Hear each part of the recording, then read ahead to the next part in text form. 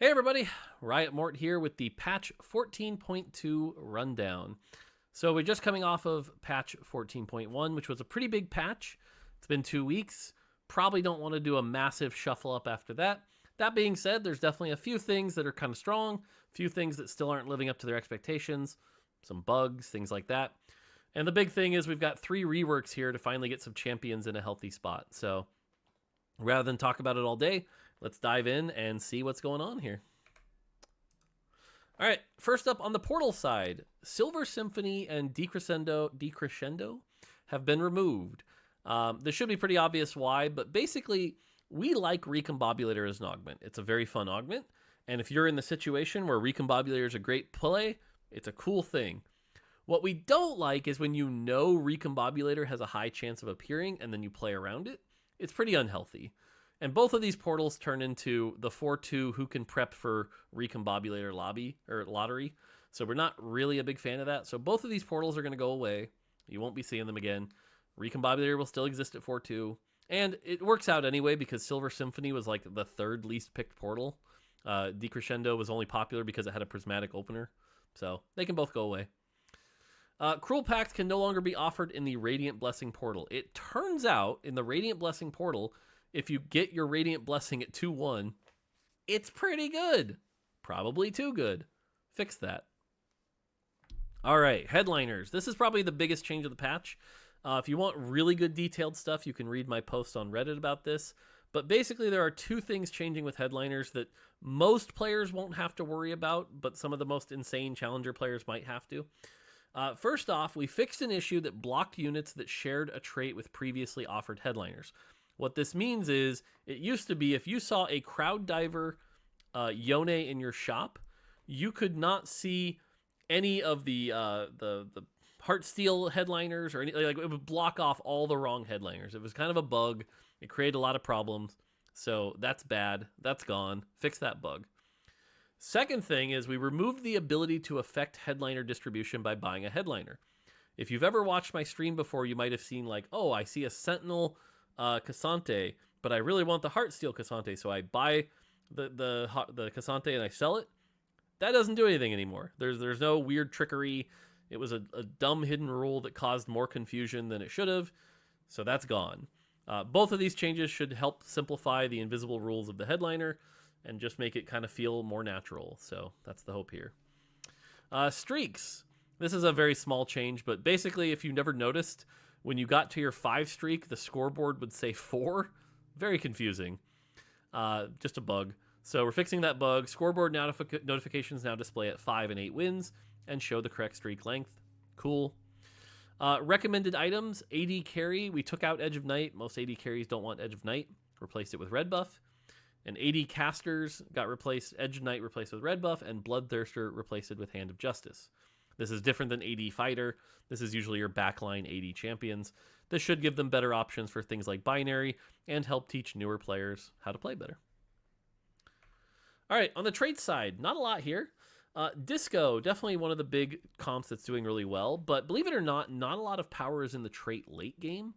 But we do want to like knock it down a little bit in the early and mid game. So specifically, the attack speed per tick at 4 and 5 only will get lowered a little bit here.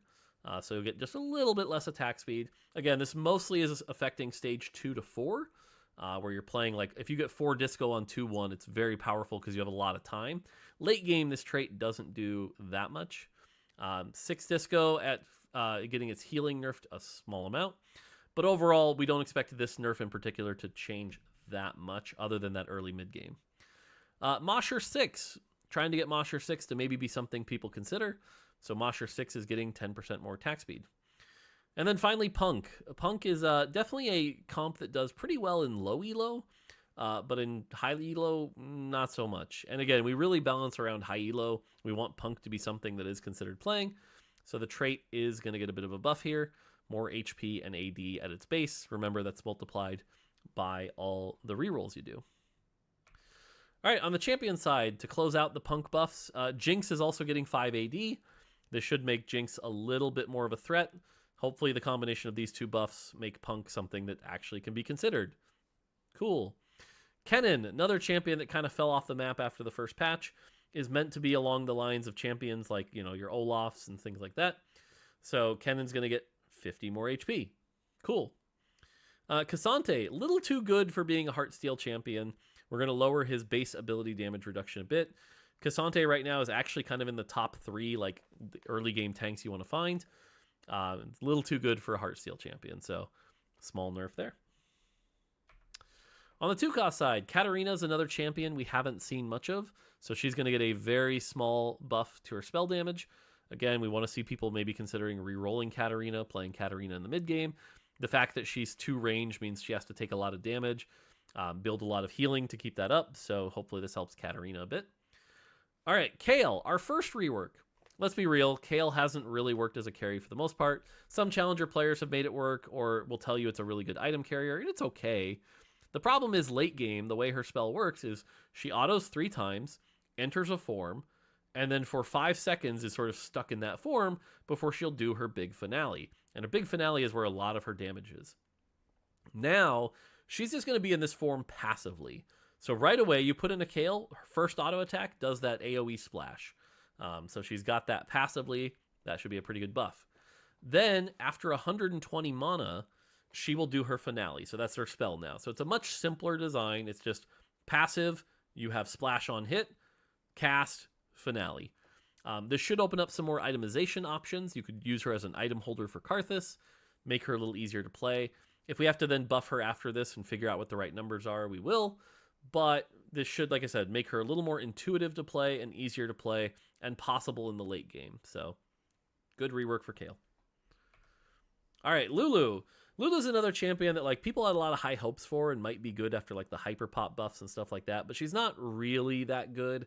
There's a few like twin terror comps that are like okay, but we want her better than okay. We want her good.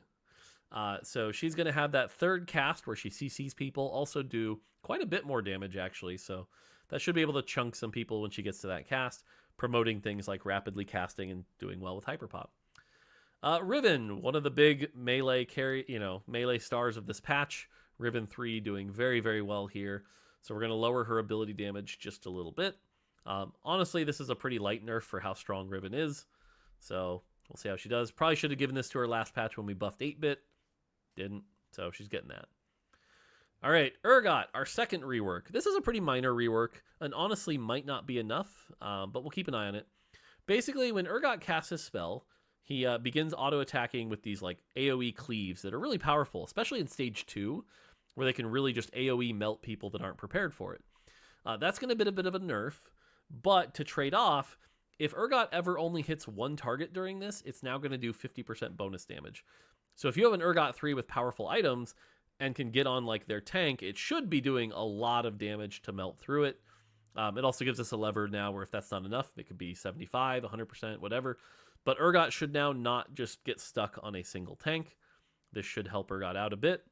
Hopefully makes Urgot 3 something you actually care about. Vex, probably the bane of this patch. If Vex casts her spell and hits a group of enemies, they all take a metric ton of damage. And if they don't die, they're also stunned for 1.5 seconds. Neat. Well, now they're only going to be stunned for 0.75 seconds. So it's still a light stun. It still kind of like stops them in their place. But hopefully they can get back to doing their job. And she does a lot of damage anyway. That's probably enough. So hopefully this also helps out melee carries a lot.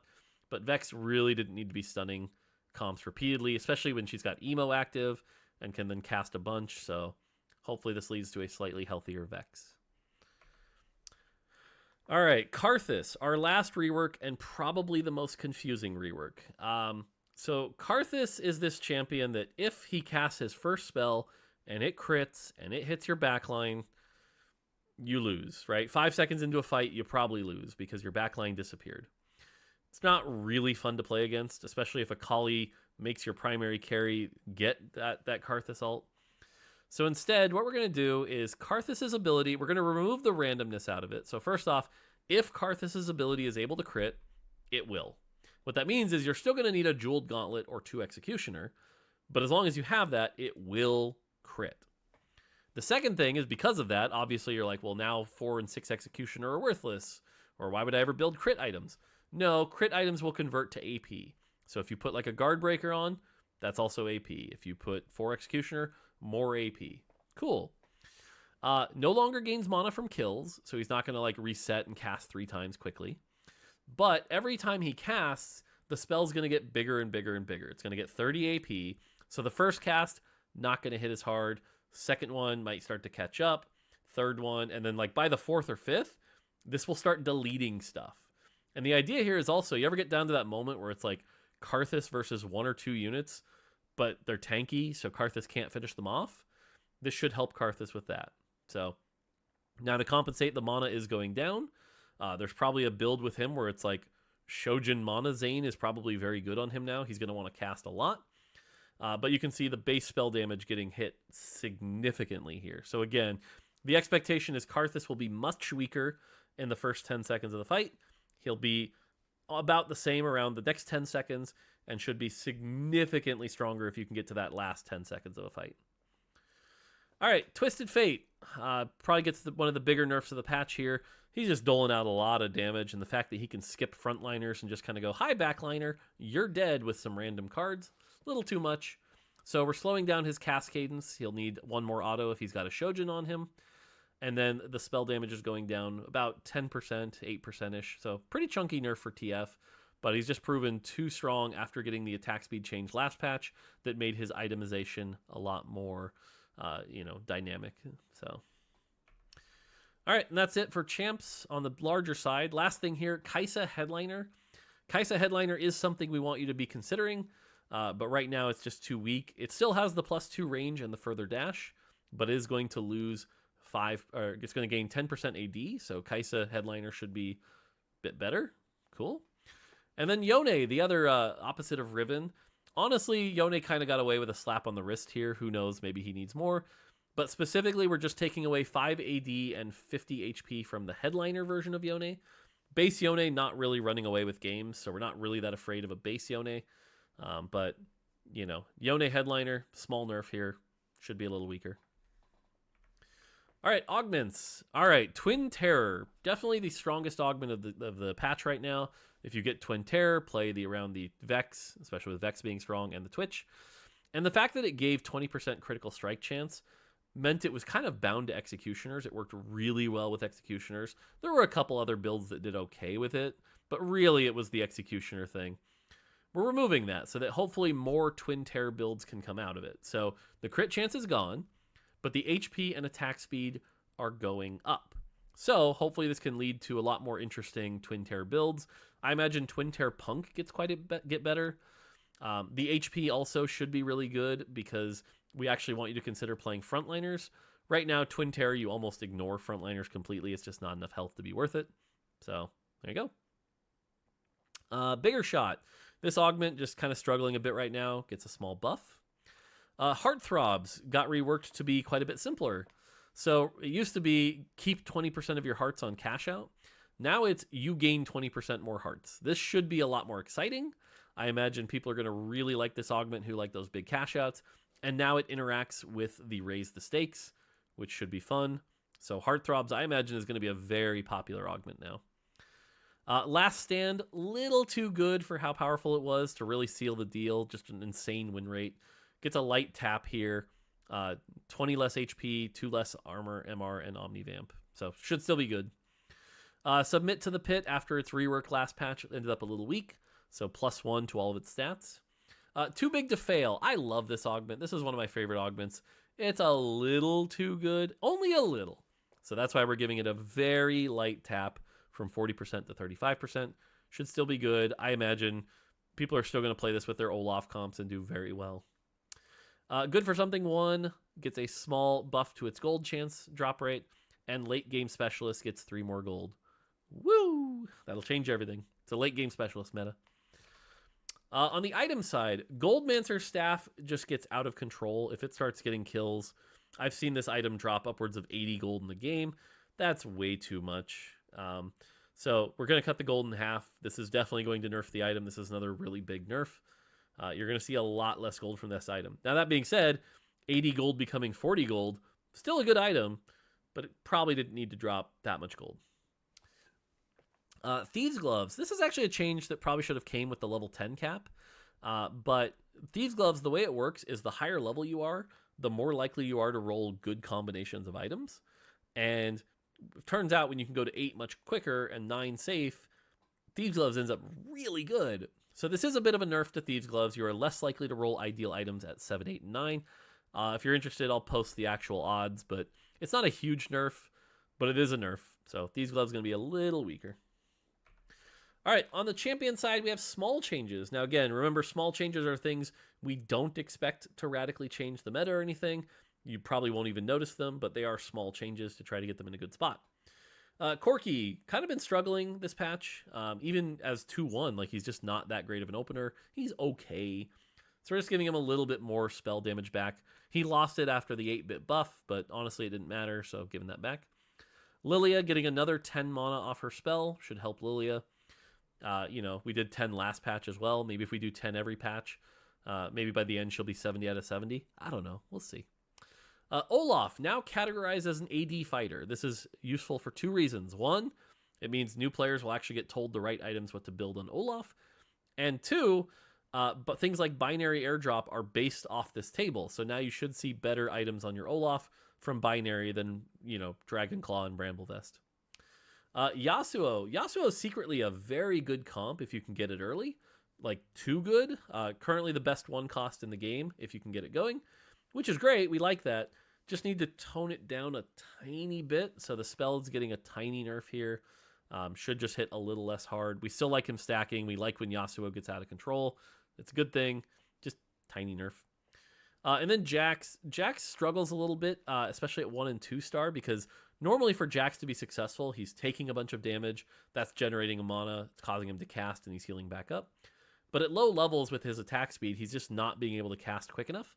So we're giving him a little bit more attack speed to allow him to get those casts quicker, come back, and so this should help Jax a tiny bit. Misfortune, another champion kind of struggling right now. She's going to get a small buff to her spell. That spell kind of tickles right now, so we'll do a bit more damage. Ezreal, and yes, before anyone asks, that is 4 big shots that have been buffed. Oh my gosh, it's a big shot meta. Ezreal is getting just the single part of his spell buffed. Obviously, his big ult that destroys half the board, that's a great ult. We're like where that is. But that single spell just kind of tickles a little bit. So we're buffing that, hopefully to allow him to get a couple kills. Poppy 3 is the weakest 3-star 4 cost in the game right now. So Poppy 3 is going to be able to heal more per hit. 10% of her health instead of 5. Good for Poppy 3. Sona. This is a lot of text to basically say target dummies and allowy tentacles don't grief Sona anymore. That's really what this is saying.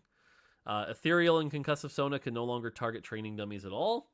And the healing Sona will only heal if there's nothing else to heal.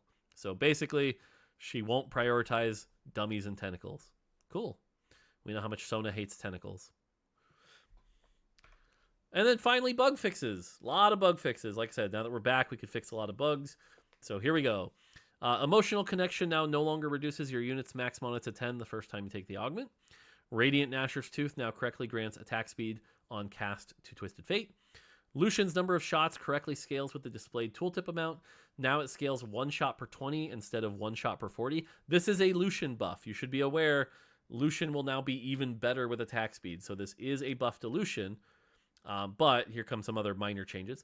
Nashor's Tooth will apply attack speed before Lucian's cast rather than after. So that means Nashor's actually gives him that attack speed during the ult. And then finally, this one's kind of, not many people saw this, but when it happened, it's really funny. Lucian's number of shots will no longer scale past 5.0 attack speed. If you ever want to go look at a video of Triple Ginsu's Lucian, it's pretty funny when it gets going. Thresh can now properly damage CC immune units.